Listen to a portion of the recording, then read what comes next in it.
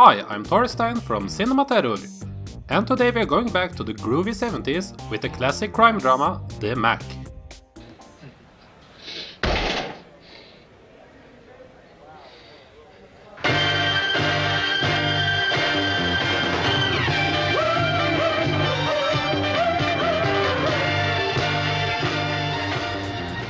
The Mac tells the story of Goldie, a criminal that has just finished his 5-year-long time in jail and is now figuring out his next move to make a name for himself in the streets of Oakland.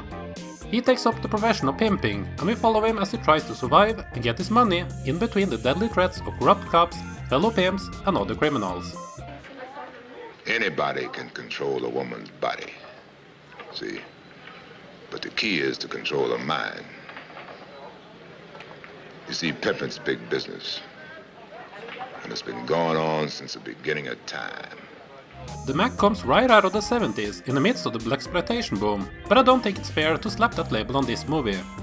With all respect to them, this is far from a Dolomite, Black Belt Jones or Blackula movie. The Mac is not that exploitative at all really, there's little action and hardly any nudity, if any at all. Instead, this is a serious attempt to capture the time, spirit and culture of the grimy streets of Oakland. It is an honest portrayal of street life, with the main focus being on the pimp game. The Mac does not have cartoon characters, but rather characters that feel real, and in the case of some of the supporting cast, was real. More on that later. There is a big attempt here to flesh out all of the characters, even going so far as giving the white racist cops some depth to them.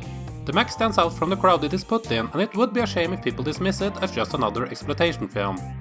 The fact that this movie came out as good as it did is quite an achievement in itself, as this was not an easy film to complete. I highly recommend the documentary of the film called Macking Ain't Easy, which is now on the old New Line DVD that you can get for a decent price on eBay or other places. Somehow this film has not seen a Blu-ray release from what I can see, so this DVD is still your best option as of today if you want to have the film in your collection. This documentary goes in detail of just how much street politics had to play a part in being able to shoot this film in the area they wanted. To give you a quick summary, the filmmakers had to make a deal with real-life pimp named Frank Ward in order to get permission to shoot in his area, with him also getting a minor part and providing the production with other real people from his world. They still had trouble with the Black Panthers during the production, but thankfully they were able to get it done and deliver the movie we can look back at and cherish today. The movie needed a strong leading actor to tackle the character of Goldie, as the movie cannot work if the audience don't feel sympathy for him, even if he is active with criminal activities. Thankfully, they found that actor in the classically trained actor Max Julien. This was perfect casting, as Julien gave so much life and emotions to Goldie. He comes off as charming and caring, making it easy for you to see why the ladies chose him as their pimp. Yet through all of his rise in the world, there is always a sadness to be found in his eyes. I don't believe you, man. I don't believe you. Goldie, I can't protect you forever. I mean, after all of these years, I realize why they call you Fat Man. I mean, it's not just because of your fat stomach or because your pockets are fat with money. It's because of your fat head. So, I mean, just do me a favor. I mean, I've been having a good time all night. Just leave me alone, will you? The filmmakers also don't make him a cartoonish hero, but rather gives him a realistic and interesting arc. Making him big in this world does not give him the riches that, say, Scarface got, and I like how they managed to balance this world out by not glorifying or condemning it. Without spoiling it, I would just also like to say that I loved how Goldie's story ends in this film. It was the perfect way to wrap up the story, and it was a satisfying finale to the arc of Goldie. It is surprising to see how few acting jobs Julien got after this. It seems like he wanted to have a more private life, and from my 5-minute long research, it looks like he's living a good life, doing artistic stuff like sculpturing and writing poems. He will forever be connected to the role of Goldie, and while he's an actor that I would love to have seen do more work, you can't be mad at the guy from choosing a different life.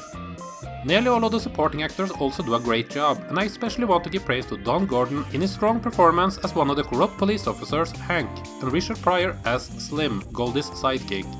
Pryor is excellent and steals all of the all too few scenes he are in here. But you know what I mean? Okay. Didn't we? Okay. If we shoot that, I didn't run. I know. You know what I mean, baby? I know. Me and you. Okay, all right. Okay, good. Hey, we gonna have bitches from all over the world, man. It's gonna be like the Muhammad Ali Fraser return Right. bout. I know. Look, we're gonna have bitches from Hawaii, man. Hey. You ever seen a nigga with a bitch from Hawaii? Never. It's gonna be a monster, man. We gonna get that. He was not in a good state while filming due to drug problems, but he was still able to deliver. There is especially one scene where his character breaks down, and it is just superb acting. I would show it here as it would make sense to include it in this video review, but I would rather for you to experience it for yourself if you decide to watch the film, which you should. There are some scenes with awful acting by people that I'm gonna guess was not professional actors, but you should be able to overlook that. And that wasn't them damn pimps. Sure in the hell is. And every month those kids will get their bread. I don't give a damn, he's still a pimp. The same can be said about the production, as there are some scenes that should have been shorter, a boom mic shows up at one point and stuff like that. But you are so engaged by the point that these minor issues shows up, so it shouldn't be able to bring the experience down too much for you. I can also see how some might think a few of the scenes can come off as goofy today, but that might mostly be for those who would never check out a film like this in the first place. And considering how hard it must have been to pull off this movie, it's hard not to be forgiving of such minor faults. It's highly impressive to see what director Michael Campus was able to create in these rough surroundings. And he was perfect for the job from the start, as he came from a background as a documentarian, and he was able to use his skills from that and apply it to the more realistic/real scenes of this film. For some reason, his career didn't skyrocket after the Mac, which is a shame as he certainly proved his talent there. He passed away at the age of 80 back in 2015. I also value some time praising the work of artist Willie Hutch, as the soundtrack is awesome and fits the film quite well. If you enjoy groovy tunes from this period, then you should be very happy with the work for this film. The influence of the Mac can be felt throughout pop culture over the years, and you can find references to it in stuff like True Romance and Friday, and lines, music samples, and characters have been used in countless rap songs over the years. The Mac is a compelling drama where we get a realistic glimpse of the street life of that era. It has a lot to offer, it has a strong pulse, intriguing characters, and a satisfying ending. The Mac is a great piece of 70s cinema and I highly recommend it to everyone. The Mac gets a 4.5 out of 5. Have you seen The Mac? Do you agree with my praise for it? Any other movies like this that you think more people should check out? Let me know about it in the comment section below.